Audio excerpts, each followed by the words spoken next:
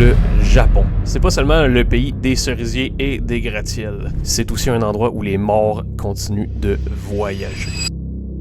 Dans les rues tranquilles de Sendai, au nord du Japon, il y a une histoire qui revient excessivement souvent. Une rumeur, un frisson qu'on partage entre chauffeurs de taxi. C'est celui des passagers fantômes. Après le grand tsunami de 2011 qui a balayé des villes entières et emporté des milliers de vies, il y a des chauffeurs de taxi qui ont commencé à raconter des choses, disons, étranges, légèrement bizarres. Donc des clients qui montaient dans leur auto le soir, ils étaient calmes, mais par contre ils étaient complètement trempés. C'est des gens qui semblaient différents. L'affaire qui est intrigante là-dedans, c'est que les gens disparaissaient en plein milieu du trajet. Il y a un chauffeur qui raconte avoir vu une jeune femme monter à l'intérieur de son taxi. Elle ne parlait pas, elle était complètement immobile, elle fixait le vide. Donc ça revient souvent, elle était complètement trempée. Quand le chauffeur lui a demandé où est-ce qu'elle voulait aller, elle a répondu là où tout s'est arrêté. Et puis quand elle s'est retournée pour la regarder, le siège était vide, complètement trempé. Le compteur roulait encore.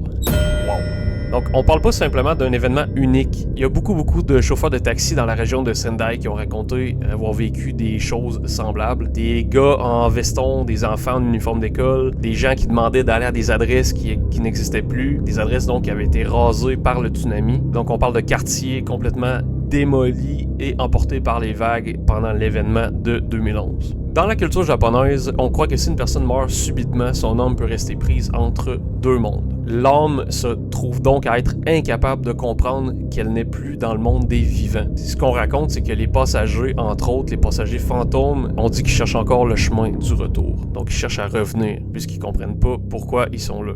Un petit peu plus tôt, j'ai dit que les compteurs de taxi tournaient encore. Donc il y a certains chauffeurs qui décident de payer la course quand même pour pas avoir de problème, même s'ils n'y croient pas. Ils veulent pas avoir de problème avec certaines entités qui pourraient être, disons, maléfiques. Parce qu'au fond, on sait jamais c'est qui peut s'asseoir derrière nous quand la route est longue et que la nuit est noire. La prochaine fois que tu prends un taxi et que tu te sens observé, retourne-toi doucement et demande « Excusez-moi, vous êtes monté où déjà? » Peut-être qu'il n'est jamais monté vivant.